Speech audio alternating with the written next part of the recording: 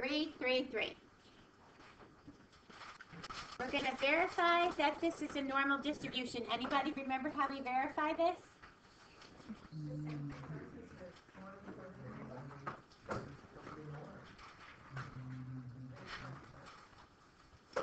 Anybody remember how to verify? Did they tell us it's greater than 30? Or they tell us that it's a normal distribution. We're going to find your sample size and subtract 1 to make your degrees of freedom. Your point estimate, what the heck is this thing?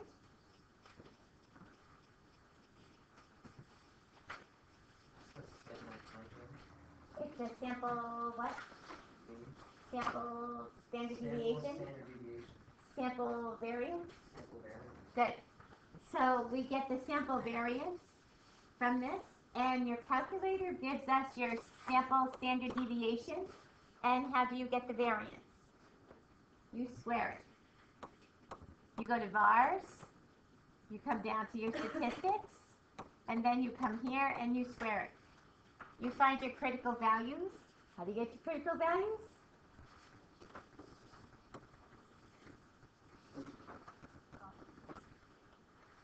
So say it's a 90 percentile.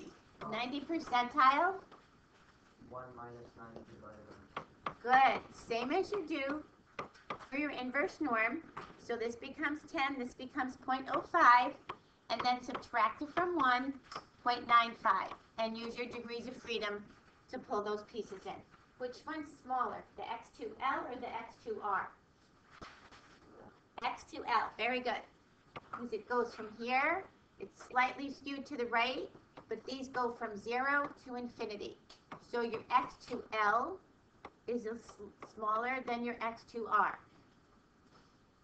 And I don't want you to be hung up, when do I add, when do I subtract? I just want you to subtract them like we normally do, because the problem with table 6 is it's backwards, it's area to the right. So we're just going to continue what we normally do, subtract it. We're going to find our two values, and then we're just going to put the smaller one as the left, the larger one as the right. Okay? Now, here's what we're going to do today. We're going to come up with these endpoints and form your confidence interval for your population variance. Remember, we use your sample variance as a point estimate to estimate what the population variance would be. To find the standard deviation, all we have to do after we do this mess is take the square root of everything. We don't have to redo anything. So let's take a look at example 2. Let's walk through this with me. Write this out. There's only like one thing in here, and there's no calculator set for this. So you randomly select and you weigh 30 samples of analogy medicine, assuming that your weights are normally distributed. Okay? So n is greater than or equal to 30, but they did tell us that it's normally distributed. And the sample standard deviation, so they told us this already, is 1.2, 1.20. You have to construct a 99% confidence interval for the population variance and the population standard deviation. Okay, now your formula is this. Oh, the problem is there's such a glare, I can't see. I'm sorry, the glare is coming like right into my eye. When you're around the board, and I gave you my paper from my board, do you still have it? Did I find it? I didn't give it back to you? I don't know. I don't think I have it. It would have been in here if I had it.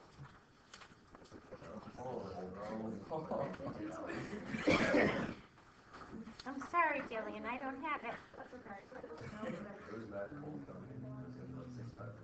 Okay, so if we could stay with me here for a second.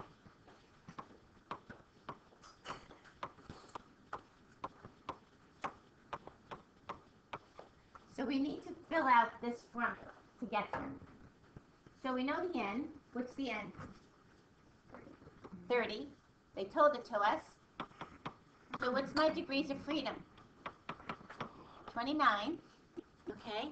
We know your confidence interval, so we can find your x2r and your x2l. So let's do that first. So 1 minus 0.99, there's no calculator step for this, sorry. So it's 0.01 divided by 2, which is 0.0005. What's 1 minus 0.005?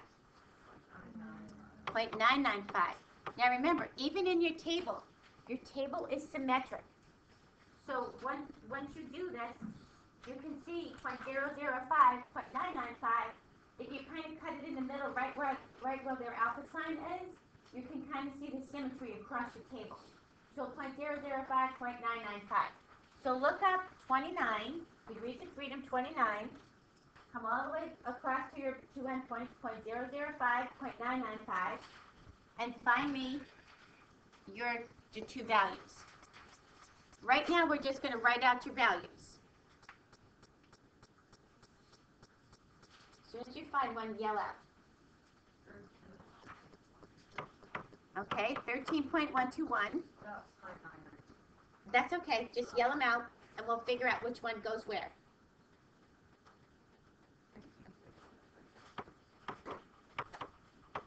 Okay, so my graph should go like this. This should be my x2l. This should be my x2r. So which one should I assign x2l? The 13, because it's smaller. And this will be my x2r. Now, notice in the formula for this confidence interval, they're switched around. So right now I have this piece.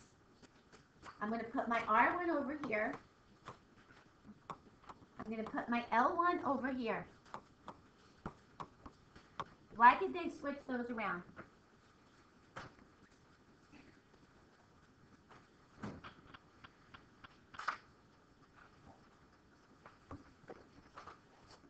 Think about it. Go ahead. It's a fraction. Yes. The numbers are smaller, so they use bigger denominator. Good. If I want this to be the smaller number, isn't this inequality say that this guy has to be smaller, middle, larger, right? If I want this to be smaller, don't I have to divide? Oh, don't I have to divide by the larger number to be smaller? Now, so what if I made a mistake? What if I put this one over here and this one here? All I have to do at the end is just switch around my inequality to make it work. It's not gonna be wrong. It's just gonna be your inequality is backwards. So those is okay. Look how much easier this is. What's n minus 1? That is my degrees of freedom. So I know both of these have 29. Now, I need my s squared.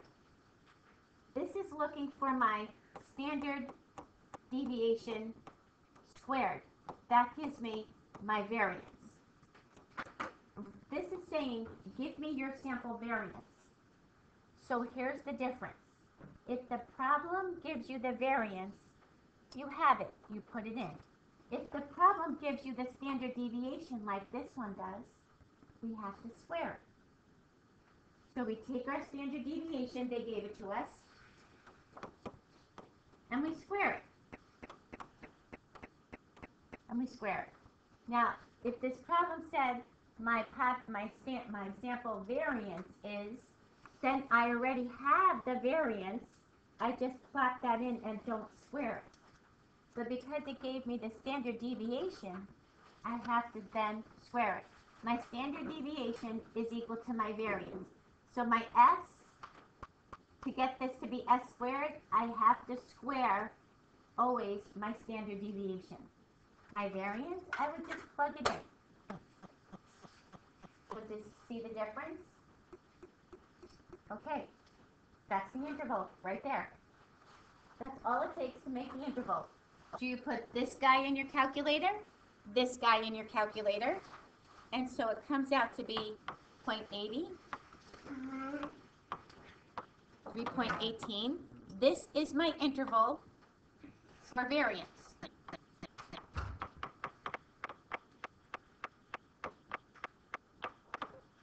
Now watch. To get my standard deviation one, all I do is square root this whole mess. So what's the square root of sigma squared? Sigma.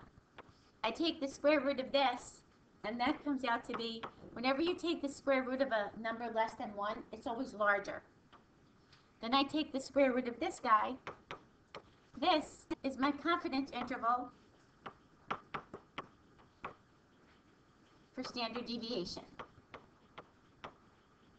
Now, I want to be 99% confident that my population standard deviation for the weights, God bless you, for the weights of these allergy medicines fall between 0.89 and 1.78 of whatever they are.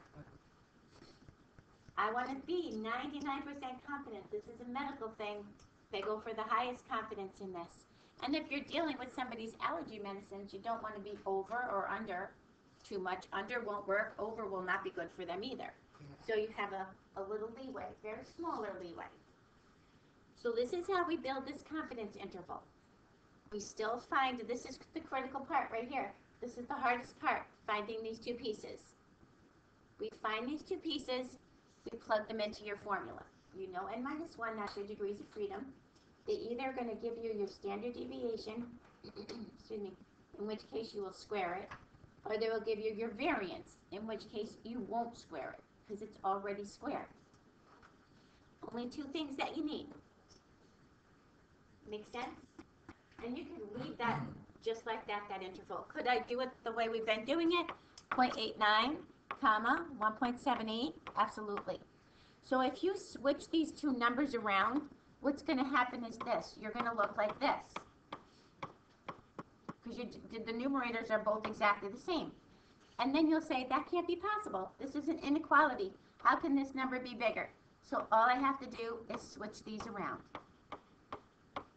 So please, just stop and make sense out of your inequality.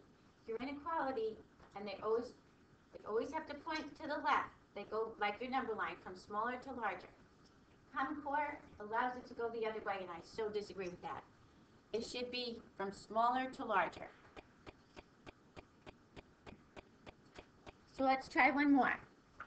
This is all there is to your confidence intervals, and unfortunately, there's no calculator step for this. So we're going to find the 90% and the 95%. I got it. There's a layer on this, so I have to close it. Okay, so now, who should have the widest confidence interval? A 90, a 95, or a 99? A 99. It still works the same as any other confidence interval. The more confidence, the wider your confidence interval is. The higher the level, I need to be more confident. Give me more wiggle room. Notice there's no margin of error in here. It works very, very different. We go right to the confidence interval. There is no margin of error. So to speak, your margin of error is kind of like your X2L, X2R finding things. Okay, so let's try this one. Let's do it for a 90%. So what's going to change using a 90%? What's going to change on this? Good, very good. Just your critical numbers. Look, everything else is going to stay the same. Isn't your whole numerator going to stay the same? So unfortunately, we just still have to find your critical numbers. Your tops will be exactly the same. 29, 1.2 squared. 29, 1.2 squared.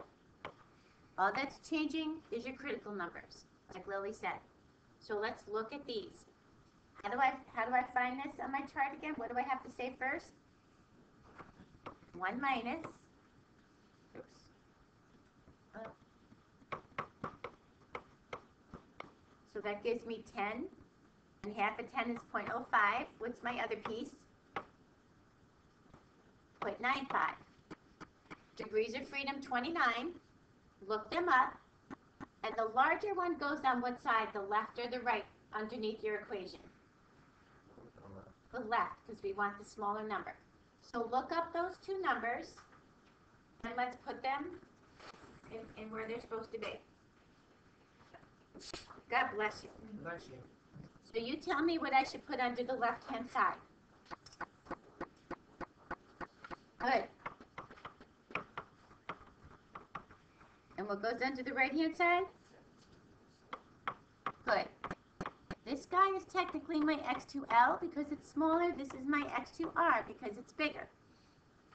That's how I want you to find these things. Real basic. Your confidence level says I need to be confident. Those are the things that will help us figure out what affects that. Put it in your calculator and you get 0.981, 2.358. Can you see this already shrunk down because this was 0.80 before and this was 3.18. Could you see that it already shrunk down? It's a lesser. All I gotta do is take the square root. Don't redo your formulas. Just take the square root, 0.990, 1.536. Okay, you guys do the 95. Take a minute and do the 95. It does not change. The numerator staying exactly the same. So we're just gonna reprint our numerator.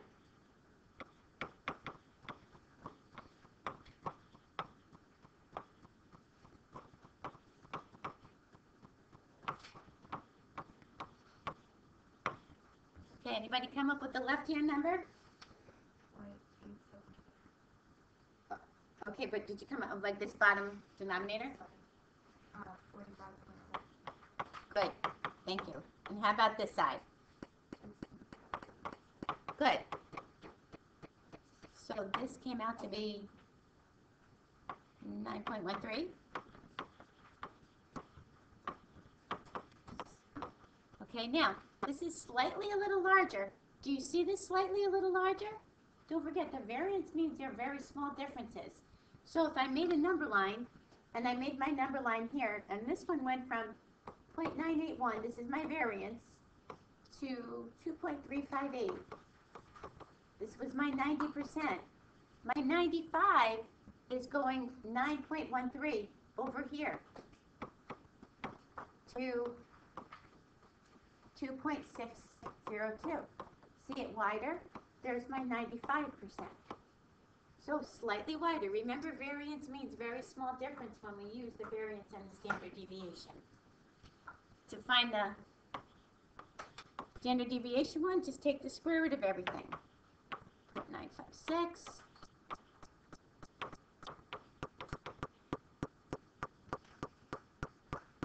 And that's it.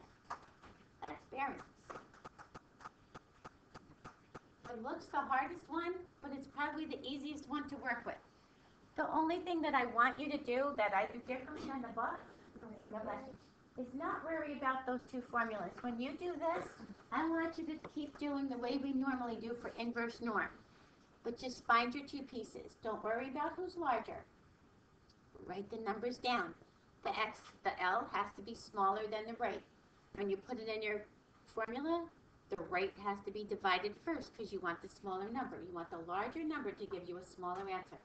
If you reversed it, then at the end, just reverse your inequality.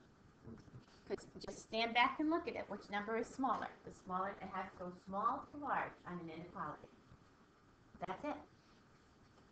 So I'm going to give you some problems to do in the book. So we did some of these already. We don't have too many more to do. So if you do page 334, 335,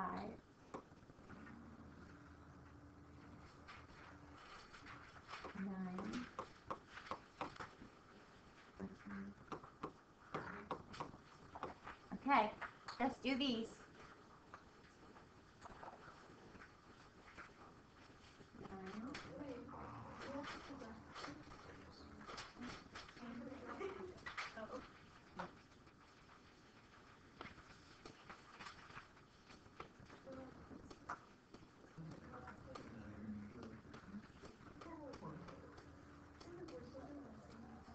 Okay, you only have 4 problems to do.